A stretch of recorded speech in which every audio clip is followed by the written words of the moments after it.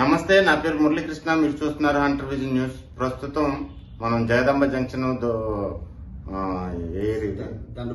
దండు బజార్ సిద్ధార్థ ఏరియాలోనే ఉన్నాము. మొన్న జరిగిన భవ్య భారతి కేసు విషయంలో అనివార్య కారణాల వల్ల కొంత లేట్ అయింది. సో పక్కనే మన డాక్టర్ గారు ఉన్నారు, ఆయన అడిగి తెలుసుకుందాం అసలు ఎలా జరిగింది ఏంటంటే తెలుసు. సార్, అక్టోబర్ 22, 21న ఒక జంట వచ్చారు. ఒక చెప్తారు 20 సాఫ్ట్వేర్ ఇంజనీర్లు అని చెప్పారు. Wife and husband. వాళ్ళు ప్రెగ్నెన్సీ 22 వీక్స్ ఉండేది. అక్కడ మెడిసిన్స్ కూడా వాడితే బ్లీడింగ్ అయిపోతుంది, పెయిన్ అబ్డామిన్తో వచ్చారు. అసలు ఆమె కావాలని చేపించుకుందా లేదంటే వెనకాతలు ఏమైనా ప్రభావం ఉన్నదంట?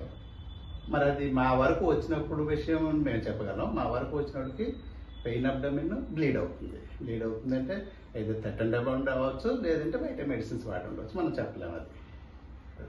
సో ఆవిడ వెనకాతల ఆల్రెడీ ఈ డైవర్స్ విషయంలో కానీ లేదంటే వేరే లవ్ అఫైర్ ఉన్నదనే విషయంలో చాలా మంది చాలా రకాలుగా అభివర్ణిస్తున్నారు. దానిపై మీ కామెంట్ ఏంటంటే? వాళ్ళిద్దరు పెళ్లి ఫోటోలు చూపించారు, వైఫ్ అండ్ హస్బెండ్ అన్నారు. మరి చిన్నపిల్లలు కాదు, 28, 32 సంవత్సరాలు ఎంతో చిన్నపిల్లలు కాదు, పెళ్లి ఫోటోలు అని చూపిస్తున్నారు. తర్వాత దీనికి పెళ్లికి మరి ఫోటోలు చూపించిన తర్వాత మేము నమ్మామంతే. ఇప్పుడు ఆవిడ హస్బెండ్ అని చెప్తుంది, ఈయన వైఫ్ అని చెప్తున్నారు. ఇప్పుడు ఆవిడ అబార్షన్ కావాలని చేయించుకుందా లేదంటే ప్రత్యేకించి మీ చేత ఎవరైనా చేయించాలంటే? మాకు వరకు వచ్చినట్టుగా అబార్షన్ అసలు మాటే లేవలేదు. ఆవిడ వచ్చిందే పెయిన్ అబ్డామిన్, బ్లీడింగ్ అవుతుంది. అది ట్రీటబుల్ డిసీజ్. అందులో బ్లీడింగ్ వెంటనే గైనకాలజిస్ట్ వచ్చారు, చూశారు. ఇది వచ్చిన ఒక గంట 2 గంటలకే అబార్ట్ అయిపోయింది. సో మీరు ఇలా చెప్తున్నారు. అక్కడ ఈ భవ్య భారత్ అనే విషయానికి వచ్చేసరికి అసలు లేడీ డాక్టర్ అనేవారు ఎవరు లేరు, మీరే ఉన్నారు, మీరే చేశారని చెప్తున్నారు. అసలు మీరు ఏ డాక్టర్ అండి? నేను ఎనస్థెసియాలజిస్ట్ అండి. ఆ కేసుకి నేను చేసింది కాదు, గైనకాలజిస్ట్ వచ్చారు, చేశారు. ఉదయం కూడా వచ్చి క్యూరేట్ చేశారు. ఆమె నోట్ కూడా రాశారు, చేశారు. ఎవరిని పిలిచారండి? గైనకాలజిస్ట్ ఎవరిని పిలిచారు? ఫణిమాధవ్ గారండి. ఆవిడ గైనకాలజిస్ట్ అండి? అవునండి. ఇప్పుడు ప్రెసెంట్ ఎక్కడ చేస్తున్నారు? ఆవిడ క్లినిక్ ఉంది, ప్రాక్టీస్ చేస్తున్నారు. చెప్పండి, అసలు ఏం జరుగుతుంది? అసలు వాస్తవానికి ఆవిడ కడుపుతో వచ్చింది, ఎలా పోయిందని బయట అభియోగాలు చాలా వస్తున్నాయి. దానిపై మీ కామెంట్ ఏంటంటారు? సార్, బయట అభియోగాలకు నేను రెస్పాండ్ అవడంలో అర్థం లేదు. అసలు మా వరకు వచ్చినప్పటికి ఏముండేది, మేమేం చేసామన్న వరకే చెప్పాలి. ఇప్పుడు వాళ్ళ గొడవల్లో నేను తలదొచ్చకూడదు. వాళ్ళకి ఏమైందో ఏం లేదు. ఒకవేళ నా వరకు నేనేం చేశాను, మీరు మా హాస్పిటల్లో ఏం జరిగింది వరకే నేను చెప్పాలి.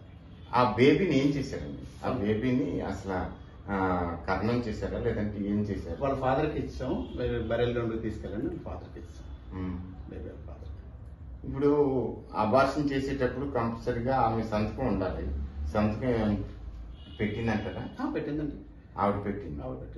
ఆవిడ పెట్టలేదని చెప్తున్నారు. సార్, ఆవిడ పెట్టలేదని దానికి నేనేం చేశాను, పెట్టింది నా దగ్గర ఉందని నేను చెప్తున్నాను అంతేగాని ఆవిడ పెట్టలేదని దానికి నేను అసలు జవాబు చెప్పడం అర్థం లేదు. అసలు చెప్పండి మీ వర్షన్. అసలు ఆవిడ పెట్టిన కన్సల్ట్ రిపోర్ట్ మా దగ్గర ఉందని చెప్తున్నాను కదా నేను. మా దగ్గర ఉంది, ఆవిడ కన్సల్ట్ పెట్టింది మా దగ్గర ఉంది. మేము డిఎంఎండ్హెచ్ఓ గారికి ఇచ్చాం. చూపించగలుగుతారా? ఇచ్చాం, డిఎంఎండ్హెచ్ఓ గారికి ఇచ్చాం. ఆమెకి ఏ రకంగా న్యాయం జరుగుతుందని మీరు అనుకుంటున్నారు? ఆవిడ న్యాయం జరగడానికి ఏముంది? ఎలాగో అంటే న్యాయం మా వాళ్ళు జరగడానికి ఏముంది? న్యాయం జరిపించండి. ఏ అమ్మాయికి అన్యాయం జరగాలని మేము కోరుకోము. కానీ ఇక్కడ జరిగింది మాత్రం అన్యాయం కాదు ఆవిడకి. ఇప్పుడు వాళ్ళకి ఎన్నైనా గొడవలు ఉండొచ్చు, ఆ గొడవల్లో మేము తలదోచకూడదు.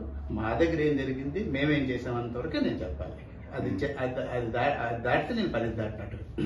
ఇప్పుడు అలాగనుకుంటే అసలు ఎస్పెషల్గా లేడీ డాక్టర్ అనేవారు లేరు. ఎస్పెషల్గా రామ్ కుమార్ పాండే గారు ఉన్నారు, అతనే చేశారని చెప్పి ఆమె క్లారిటీగా క్లియర్ గా చెప్తుంది. ఆవిడ అప్పటికి కూడా అబార్షన్ లో కూడా చాలా తెలివిగా ఉన్నాను, నాకు ఎంత స్పృహ ఉన్నది, నేను అన్ని చూస్తున్నాను, నేను అన్ని వింటున్నాను అని కూడా చెప్పింది. దానికి మీ కామెంట్ ఏంటంటే? నేను చేసింది, నేను ఎనస్థెసియాలజిస్ట్ అండి. నేను గైనిక్ కేసులు చూడను. గైనకాలజిస్ట్ వచ్చి చూశారు. చూసిన తర్వాత ఆవిడకి మందులు పెట్టారు. రాత్రి ఆవిడకి డెలివరీకి ఎక్కడ పట్టుకెళ్ళలేదు, బెడ్ లో పడుకున్నట్టుగా అవార్ట్ అయిపోయింది వార్డులోనే. మళ్ళీ ఉదయం వచ్చారు మేడం గారు, అది ఇంకా బ్లీడింగ్ అవ్వకుండా డిఎన్సీ అని ఉంటుంది చేసేసి అప్పుడు డిశ్చార్జ్ ఇచ్చారు. ఇదన్నీ ఎన్ని రోజుల్లో జరిగిందండి అసలు? ఇక్కడైతే ముందానికి ఒక రోజు బ్లడ్ పెట్టాల్సిన అవసరం ఉంటుందని బ్లడ్ పెట్టలేమన్నారు, బ్లడ్ తీసుకురానన్నారు. 21 రాత్రి వచ్చారు సార్ వాళ్ళు. 21 అంటే మిడ్ నైట్ 1 గంట, ఇప్పుడు 22 తెల్లవారు, అంటే ఎర్లీ అవర్స్ ఆఫ్ 21 గంట 1 గంట 10 అంతగా తెల్లవారి డిశ్చార్జ్ చేసి వచ్చి వాళ్ళు ఒక రోజు ఉంటామన్నారు. వాళ్ళు ఉంటారు కదా, ఐరన్ సుక్రోజన్ ఒక ఇంజెక్షన్ పెట్టారు సరే బ్లడ్కి బదులు, అది తర్వాత పంపిస్తారు. నెక్స్ట్ అండి ఇంకా ఏం అంటే తర్వాత ఇష్యూస్ కి మీకు సంబంధం లేదంటే? మరి నాకు తెలియదు, తర్వాత వరకు తెలియదు. ఓకే, మరి ఇప్పుడు ఉన్న సిచ్యువేషన్ ప్రకారం ఆమెని అతను వదిలేస్తానని చెప్పి అనేక రకాలైన అభియోగాలు జరిగాయి. అలాగే ఆమె కూడా ఎఫ్ఐఆర్ బుక్ చేయడం జరిగింది, అతన్ని కూడా అరెస్ట్ చేయడం జరిగింది. సో ఈ మీన్ వైల్ ఇది కావాలని మ్యానిఫికేషన్ చేసినట్టుగా ఎవరు ఎంత చిన్నపిల్లలని అడిగినా సరే చెప్తారు. అలాంటిది మీరు ఏ రకంగా అనుకుంటున్నారు? నేను అనుకున్నది నేను చెప్పాను సార్. మా దగ్గరికి వచ్చినట్టుకి మేము ఒక్క మెడికల్ హిస్టరీ మాత్రమే చూడాలి. వాళ్ళకి మ్యారేజ్ అయిందా లేదా చూసాము, పెళ్లి ఫోటోలు కూడా చూపించారు, పెళ్లి ఫోటో. మరి ఇంకా అంతకంటే మేము అడగింది ఏమో లేదు. తర్వాత ఏదో 17 ఏళ్ళు 15 ఏళ్ళు ఉంటే చెప్పాలి. అది 28 32 ఎంత ఏజ్లో చిన్నపిల్లల అనుమానం కూడా లేదు. మ్యారేజ్ ఫోటోలు చూపిస్తున్నారు. ఆవిడ చెప్పింది నాకు మ్యారేజ్ అయింది మా హస్బెండ్ అని, ఈవిడ చెప్తున్నారు. అందులో ఆ వివరాల్లోకి మేము వెళ్ళాల్సిన అవసరం లేదు. అదే తర్వాత మేము అబార్ట్ చేయాలంటే ఇవన్నీ చూడాలి. మేము అబార్ట్ చేయడానికి జాయిన్ చేయలేదు. ఆవిడ బ్లీడింగ్తో వచ్చింది. ఆవిడ బ్లీడింగ్తో వచ్చినడికి ఇవి మ్యాండేటరీ కాదు. బేసిక్ గా నేను ప్రత్యేకించి నేను అడిగినప్పుడు నాకు బ్లీడింగ్ అని ఏ రకమైనటువంటి ఏం అవ్వలేదు. ఎస్పెషల్ గా నన్ను ఎందుకు తీసుకెళ్లారు అనేది కూడా తెలియట్లేదు. ఇదంతా కూడా ఒక డాక్టర్ గారు, ఒక మా ఆయన గారు, వీళ్ళందరూ కలిపి మ్యానిప్లికేషన్ చేసి నన్ను ఈ రకంగా అన్యాయం చేశారని చెప్పి చెప్తుంది. దాని మీద మీ స్పందన? సో వాళ్ళు ఎవరో నాకు తెలియదు, నేనెవరో వాళ్ళకి తెలియదు. వాళ్ళకి నాకు ఎటువంటి సంబంధం లేదు. నేను ఈ విషయంలో ఎవరికి హెల్ప్ చేయక్కర్లేదు, ఎవరికి అన్యాయం చేయక్కర్లేదు, ఎవరికి ఇబ్బంది పెట్టక్కర్లేదు. నా కర్తవ్యం ఏమో నేను చేశాను అంతవరకే. కానీ వాళ్ళకి ఏమైంది ఏం లేదు, ఇప్పుడు కూడా ఏం జరుగుతుంది అనే విషయం నాకు తెలియదు. అది వాళ్ళిద్దరికి సంబంధించిన విషయంలో నేను తలదొచ్చుకోవద్దు. మీరు అలాగంటున్నారు.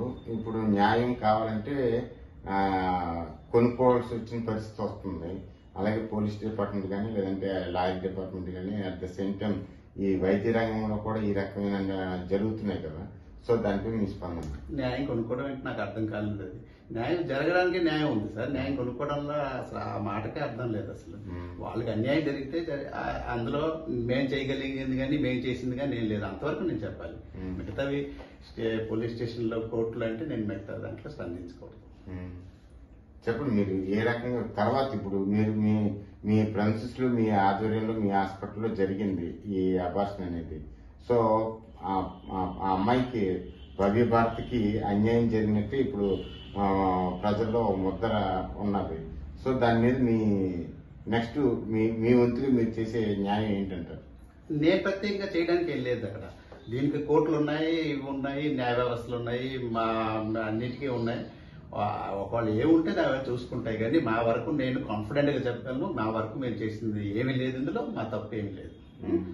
ఉంటే రకరకాల ఫారమ్స్ ఉన్నాయి, ఆ ఫారమ్స్ లో చేస్తారు. అన్యాయం జరుగుతుందని మీరు చెప్తున్నారు, నేను అనుకోవట్లేదు. అంటే ఈ విషయం వరకు మాత్రం ఆవిడకి మేము చేసింది పూర్తి స్థాయి న్యాయం.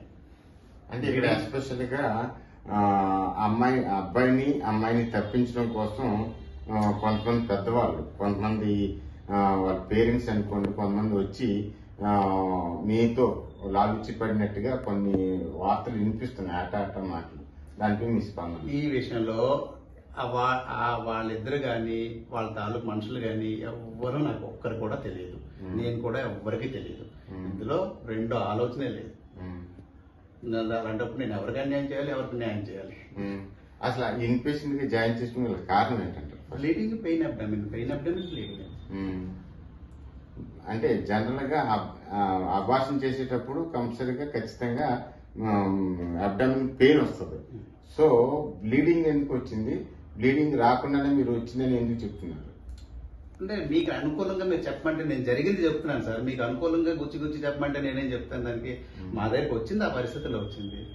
మీకు కావాలనుకుంటే నేను చెప్పమంటే అక్కడ చెప్తాను, నాకు జరిగింది ఏదో నేను చెప్తాను అంతే.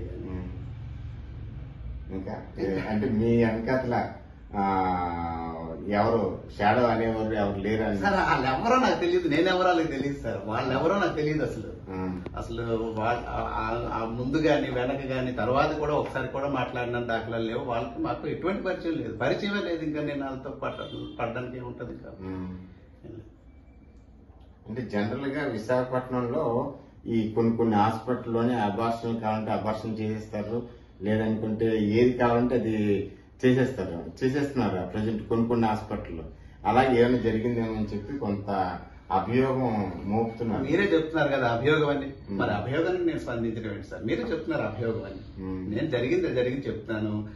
ఇప్పుడు మీరు కూడా ఎవరో నాకు తెలియదు, మీరు మొన్న వచ్చారు చూశాను, ఫస్ట్ టైం చూశాను అంతే. మీకు నాకు పరిచయం ఏముంటది? మీకోసం నేను లాలోచి పడ్డం, నా కోసం మీరు లాలోచి పడ్డం ఏముంటది కదా. అలాగే వాళ్ళు ఎవరో నాకు తెలియదు, నేను ఎవరో వాళ్ళకి తెలియదు.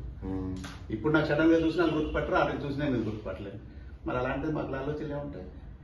ఎవరో ఎక్కడో జరిగిందంటే అభియోగం అంటున్నారు మీరు. అభియోగానికి నేను ఎలా చెప్తాను, నేను ఎలా స్పందిస్తాను? అంటే వాస్తవం మీరు వాస్తవం చెప్తాను. నేను చెప్పిందే వాస్తవం. నాకు అంటే అబ్బాయి తరపున మిమ్మల్ని ఎవరు అబ్బాయి ఎక్కడోడో ఎప్పుడోడో ఎక్కడ నాకు ఏమీ తెలియదు సార్ అసలు. మీరు ఏం తీసుకోలేదు అసలు, అంటే అతని డీటెయిల్స్. మేము మా ఇద్దరు ఆధార్ కార్డులు కావాలి, ఆధార్ కార్డులు తీసుకున్నాం. ఇద్దరు మ్యారేజ్ ఫోటోలు తీసుకున్నాం, మ్యారేజ్ ఫోటో ఉంచుకున్నాం అంతకంటే. అంటే అబార్షన్ చేయవలసిన నెసిటీ వచ్చింది. అబార్షన్ చేయలేదంటున్నాం కదా, అబార్షన్ చేయలేదు. రావడమే పెయిన్ అబ్డమిన్ అబార్షన్ అయిపోతూ వచ్చారు. వాళ్ళు అయిపోతూ వచ్చిన వాళ్ళకి మనం వదిలేలేం కదా. మరి ట్రీటబుల్ డిసీజ్ కాదనుకుంటే వదిలేస్తాము. అంటే అబార్షన్ కోసం ఆవిడ జాయిన్ అవ్వలేదు. లేదు, అవ్వలేదు. ఒకటి ఎందుకంటే ప్రపంచంలో ఏ మెడిసిన్ లేదు. ఒక ప్రైమరీకి వచ్చిన 2 గంటల్లోనూ 3 గంటల్లోనూ అబార్షన్ అయిపోయి ఏ మెడిసిన్ లేవు ఇంతవరకు. అంటే మీ యాజ్ పర్ డాక్టర్ మా సినారియో ప్రకారం కొన్ని టాబ్లెట్లు వేస్తే ఇప్పుడు జనరల్ గా కడిపోయినప్పుడు దాని అంటే బొప్పాసుకొని తినకూడదు అంటారు. ఇలాంటివి జరుగుతుంటాయి. సో అలా ఏంటంటే చిన్న టాబ్లెట్లు వేస్తే అబార్షన్ అయిపోయి నాకు ఇంతవరకు మాకు తెలిసి అయితే లేవు సార్. కొత్తగా కనిపెట్టుంటే చెప్పలేం కానీ మాకు తెలిసి 2 గంటలు 3 గంటలు అయిపోయేవి లేవు సార్. ఇంకా మీరేం చెప్తారు? నేను ఇంకా మించి చెప్పడానికి ఏం లేదు. మీరు అనస్థీషియా అయి ఉండి ఆమెకి అలాగా అబార్షన్ చేశారనేది ఇప్పుడు అబార్షన్ చేస్తుంది గైనకాలజిస్ట్. అబార్షన్ చేసింది నేను కాదు.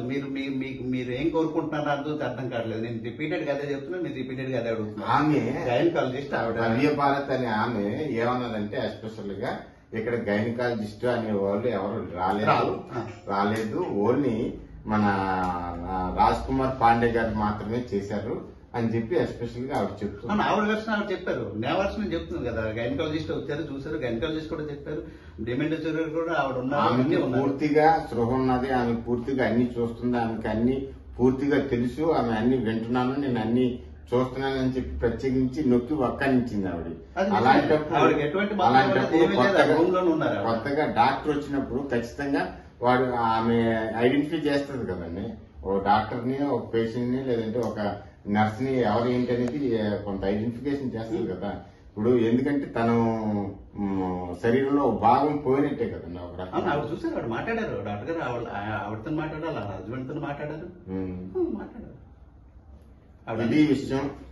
భవ్య భారత్కి జరిగిన నష్టంలో డాక్టర్ గారు చెప్తున్నటువంటి వ్యవహారం ఈ రకంగా ఉన్నది. కెమెరామెన్ రాజాతో మురళీకృష్ణ, హంటర్ విజన్ న్యూస్.